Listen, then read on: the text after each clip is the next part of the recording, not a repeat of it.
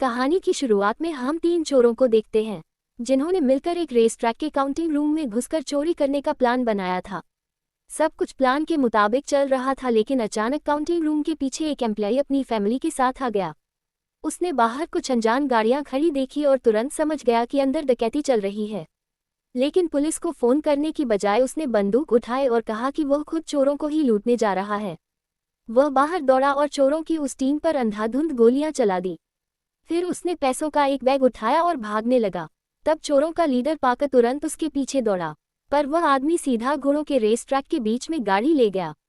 अब दौड़ते हुए घोड़े उसकी गाड़ी से टकरा गए। पाकर किसी तरह घोड़ों के नीचे से बचते हुए निकला। आखिरकार पाकर ने उसे गोली मारी और अपने पैसे वापस ले लिए, लेकिन जाते जाते उसने एक छोटा सा तोहफा छोड़ दिया। इसके बाद पाकर और उसकी टीम अपने अड्डे पर पहुंची।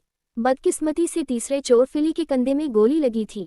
अब वह जल्दी से उसका इलाज करने में लग गए। तभी उनकी ड्राइवर जन वहीं पर अपने कपड़े बदलने लगी और पाका उसे ध्यान से देख रहा था।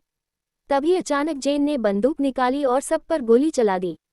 एक एक करके उसने पाका की पूरी टीम को मार दिया। पाका भागने की कोशिश कर रहा था, लेकिन उसे भी गोली लग गई और वह नदी में गिर गया। कुछ देर बाद जब पाका की आंख खुली तो वह एक होटल में था। उठते ही सबसे पहले उसने कहा कि मैंने रूम 12 मांगा था, लेकिन होटल की मालकिन ने बताया कि रूम 12 किसी ने पहले ही ले लिया था। तब पाका ने गुस्से में रूम 12 में जो लोग थे उन्हें बाहर निकाल दिया और दीवार तोड़कर उसने अपना कुछ सामान निकाला। वहां से पाका सीधा फिली के घर गया।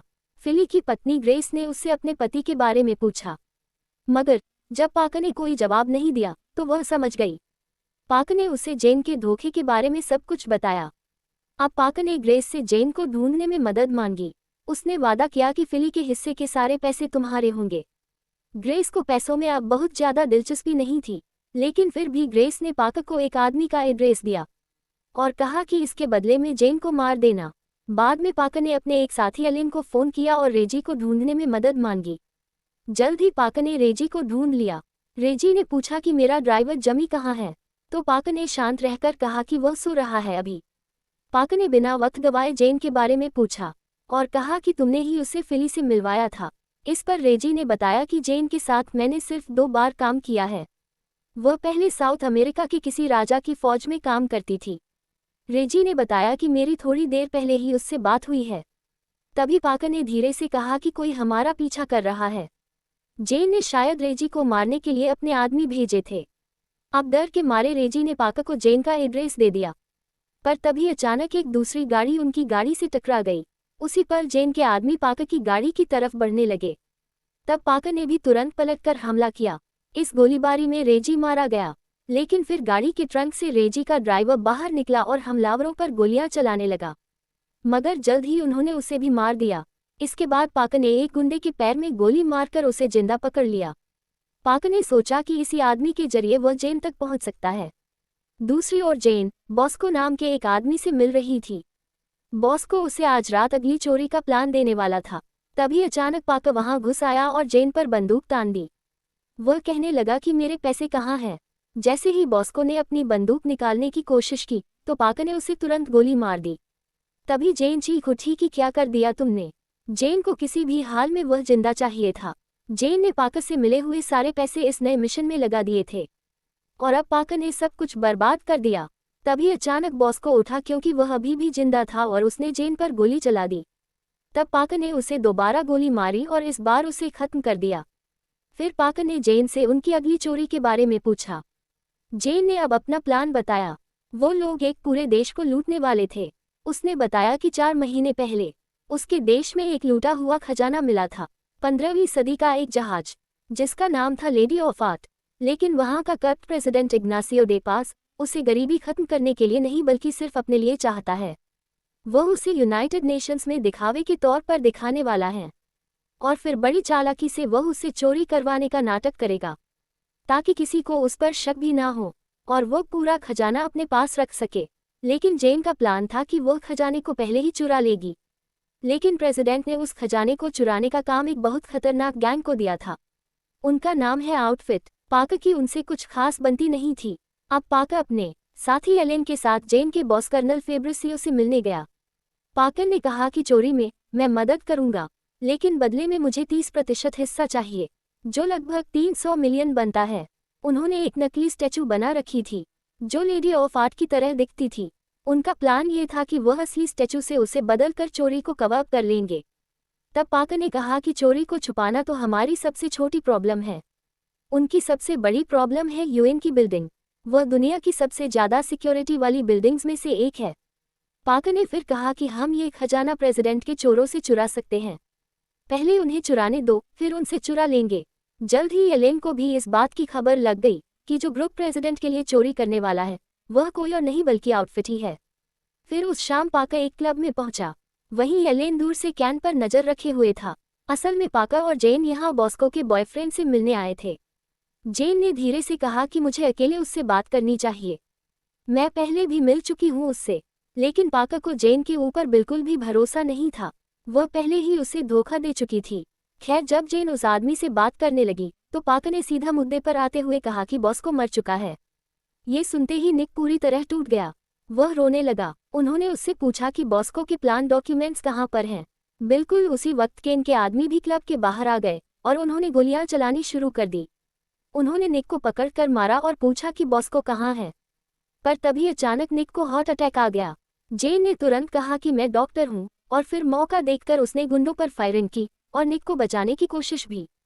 इसी बीच पाकर सीधा ऊपर बॉस्को के कमरे में चला गया।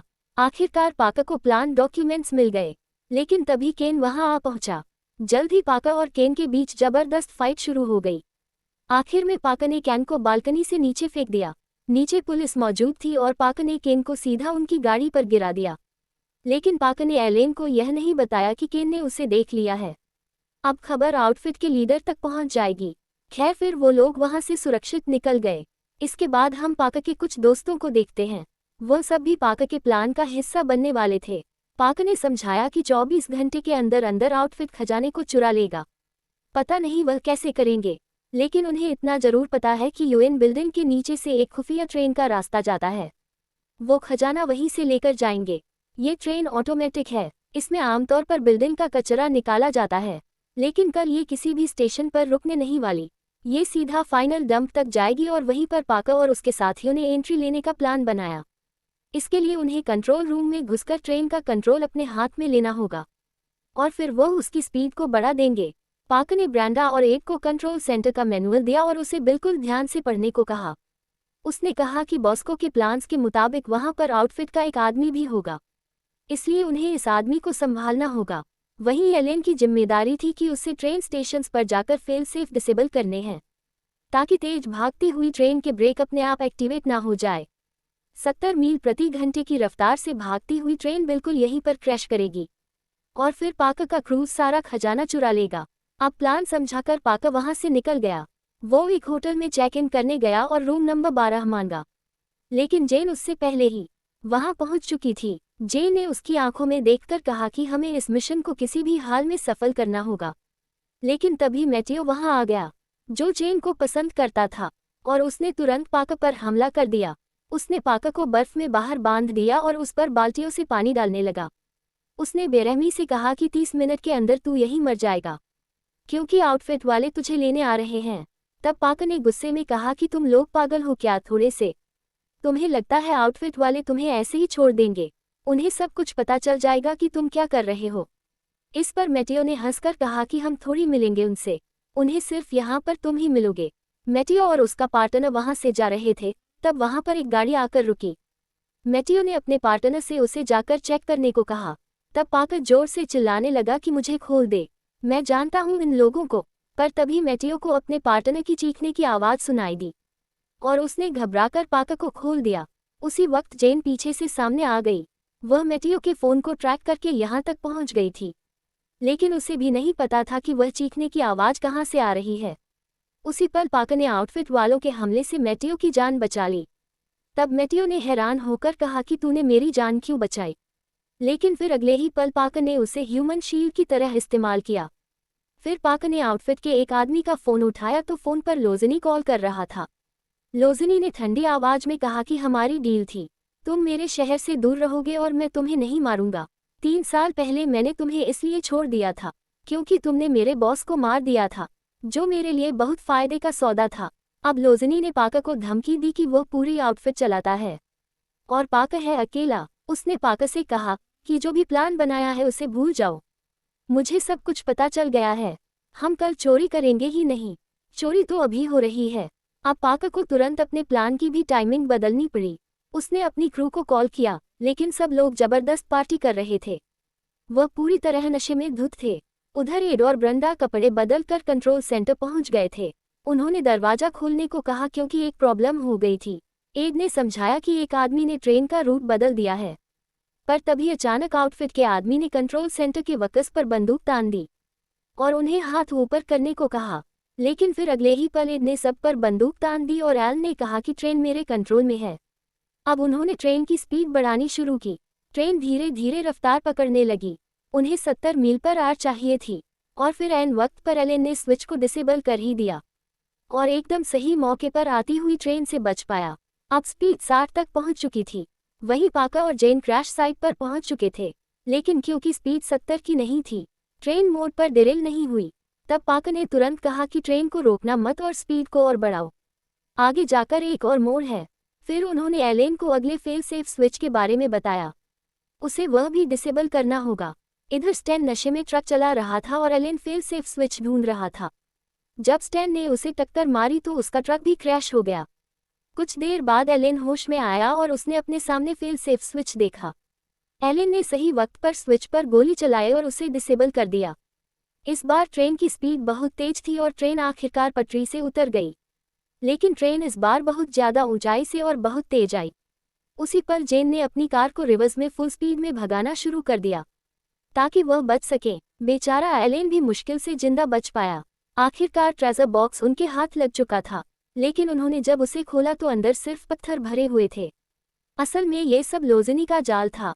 पाका को पकड़ने के लिए बॉक्स के अंदर एक ट्रैकर लगा हुआ था और कुछ देर में लोजनी के आदमी वहां आ पहुंचे।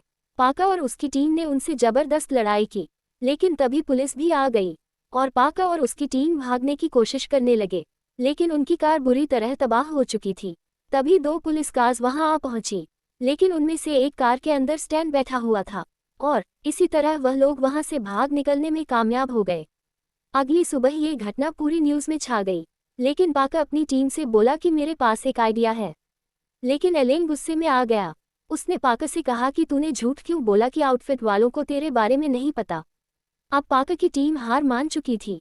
एलेन ने कहा कि अब पुलिस और लोजनी दोनों मेरे पीछे पड़े हैं, लेकिन पाका ने अपना नया प्लान समझाते हुए कहा कि खजाना शायद अब तक बेच दिया गया होगा और उन्होंने पैसे भी बांट लिए होंगे, लेकिन वो मूर्ति जरूर कहीं पर रखी गई होगी।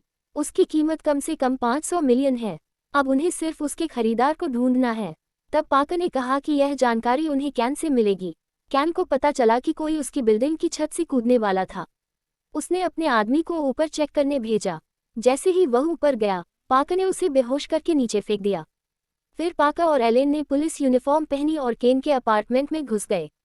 उन्होंने कहा कि बिल्डिंग से कोई कूद गया है, हमें कुछ सवाल पूछने हैं। अंदर जाकर उन्होंने कैन से कहा कि साफ साफ बता दे उस मूर्ति का खरीदार कौन है। केन ने डरते हुए कहा कि मैं सब कुछ बता दूंगा, मुझे मारना मत। कैन डर के मारे वहीं बेहोश हो गया। इसीलिए उन्होंने उसकी केयरटेकर से पूछा। उसने बताया कि खरीदार का नाम फिनियस पॉल था, जिसने अभी खाना खाते हुए एक तस्वीर पोस्ट की थी। अब पाका सीधा फिनियस के पास पहुंच गया और लेडी ऑफ अराटो के बारे में पूछा। फिनियस ने डरते हुए समझाया कि स्टैचू अभी तक यहाँ नहीं आई थी, लेकिन वह जानता है कि वह कहाँ रखी गई है। वो एक तिजोरी के अंदर थी। अगर वह तिजोरी का दरवाजा तोड़ भी देंगे तो स्टैचू एक खास सिक्योरिटी पिंजरे में बंद थी, जो बहुत ही सख्त मेटल से बना हुआ है। उसे तुम तोड़ नहीं पाओगे, उसे फिनियस की कंपनी ने ही बनाया है। फिनियस ने घबराकर कहा कि इस पिंजरे को काटने में कई दिन लग जाएंगे और यह खुद सिर्फ कल सुबह 8 बजे खुलेगा। जेन ने तुरंत उसकी वेबसाइट खोली तो पता चला कि स्टैचू तिजोरी नंबर 1 में रखा हुआ था। फिर सब लोग फिनियस को स्टैंड के पास छोड़कर स्टैचू चुराने निकल गए। उधर तिजोरी के सिक्योरिटी गार्ड सीसीटीवी कैमरा देख रहे थे और उन्होंने एक औरत को देखा। एक गाड़ी उससे टकराने ही वाली थी, लेकिन अचानक से कैमरास ब्लैक हो गए। फिर एक सिक्योरिटी गार्ड बाहर चेक करने गया। तब एलेन ने अपनी एक्टिंग से उसे फंसा लिया। उसी पर जेन पीछे से आए और उसे बेहोश कर दिया। फिर एलेन ने उस सिक्योरिटी गार्ड का एक्सेस कार्ड इस्तेमाल करके अंदर एंट्री ले ली। फिर उन्होंने दूसरे सिक्योरिटी गार्ड को भी बेहोश कर दिया। उधर स्टैन फिनियस के सामने नाच रहा था, लगातार बकबक किए जा रहा था। आखिरकार स्टैन थक कर सो गया। तभी फिनियस मौका देखकर भाग निकला। उसने गुजरती हुई कार रोकी और औरत से फोन मांगकर लोज़नी को कॉल किया। उसने लोज़नी को सब कुछ बता दिया, जिसके बाद लोज़नी ने तुरंत अपने आदमी इकट्ठा किए और तिजोरी की तरफ निकल पड़ा। उधर पाका और एलेन ने वॉल्ट के दरवाजे उड़ा दिए थे। तब तक लोज़नी भी वहां पहुंच गया था, लेकिन उसके अंदर घुसने से पहले ही पाका स्टैचू ले चुका था। अब लोज़नी के आदमी उन पर फायरिंग कर रहे थे। पाका गाड़ी से बाहर निकला और चलती गाड़ी में स्टैचू को मजबूती से बांधने लगा। वो लोज़नी के गुंडों से लड़ रहा था, लेकिन इस दौरान स्टैचू को पकड़ने वाली रस्सी धीरे धीरे खुलने लगी।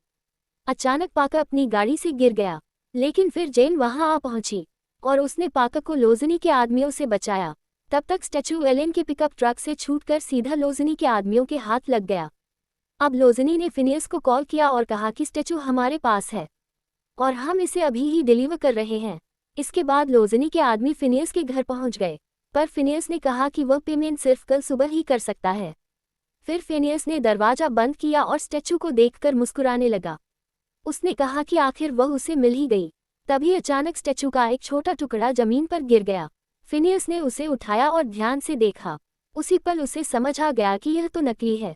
वहीं दूसरी ओर प्रेसिडेंट डिपास खुद सामने आया और उसने लोज़नी को कॉल करके बोला कि अब तुम नहीं बच सकते। तब लोज़नी को जोर का झटका लगा। जब उसे पता चला कि स्टैचू नकली था, उसे एहसास हुआ कि असली स्टैचू कभी तिजोरी से निकाला ही नहीं। असल में ये सब पाका का प्लान था। वहीं दूसरी ओर पाका वापस तिजोरी में घुसा हुआ था। अब सुबह के 8 बजे बज चुके थे और पिंजरा अपने आप खुल गया। फिर उन्होंने असली स्टैचू लोड किया, लेकिन लोज़नी वहां भी पहुंच गया। वह समझ चुका था कि पाका ने तिजोरी के नंबर बदलकर सबको बेवकूफ़ बनाया। उसने एक खाली तिजोरी का गेट उड़ा दिया और भागने का नाटक किया, ताकि सबको लगे वह स्टैचू लेकर भाग रहे हैं, लेकिन वह सब झूठ था। अब लोज़नी कहने लगा कि मैं तुझे यहाँ से निकलने नहीं दूंगा, लेकिन पाका ने शांत रहकर पूछा कि आउटफिट की हालत खराब चल रही है ना। उसने खुलासा किया कि वह काफ़ी टाइम से उन लोगों पर नज़र रख रहा था, तो पता चला कि उनका बिजनेस डूब रहा है और उसे बचाने के लिए उन्होंने डिपास का मिशन लिया, क्योंकि बिना इस मिशन के आउटफिट बिल्कुल कंगाल हो जाती। उसी पल पाका ने एक बॉम्ब का रिमोट दिखाया और कहा कि मैं तुम्हें भी इसे ले जाने नहीं दूंगा। अगर मैं नहीं ले जा सकता तो कोई नहीं लेकर जाएगा। तभी डिपास के आदमी भी बाहर आ गए। लोज़नी अब पूरी तरह से घिर चुका था। तभी पाका ने स्टैचू को उड़ा दिया। आखिरकार मरते हुए लोज़नी ने धीमी आवाज में कहा कि वह दोनों डील कर सकते थे, और अगले पल वो मर गया। जब पाका अपनी टीम को अलविदा कह रहा था, उसने स्टैचू के बचे हुए हीरे उन्हें दे दिए और कहा कि कम से कम ये तुम्हारा खर्चा तो निकाल ही देंगे। इसके बाद पाका एक होटल में जेन के पास गया। जेन न्यूज़ देख रही थी, जहां उसके देश के प्रेसिडेंट की सच्चाई सबके सामने आ चुकी थी। खजाने का कुछ हिस्सा लोज़नी के एक वेयर हाउस में मिल गया और अब वह जेन के लोगों तक पहुंचने वाला था। आखिरकार जेन ने पाका का शुक्रिया अदा किया और कहा कि मेरे साथ मेरे देश चलोगे। पाका ने एकदम शांत रहते हुए कहा कि नहीं, मैं नहीं चल सकता। उसके जहन में वह पल घूम गया जब जेन ने उसके दोस्त फिली को मारा था और उसने उसकी विधवा पत्नी को वादा किया था कि वह जेन को खत्म करेगा, और अगले ही पल पाका ने जेन को गोली मार दी और वहां से चला गया।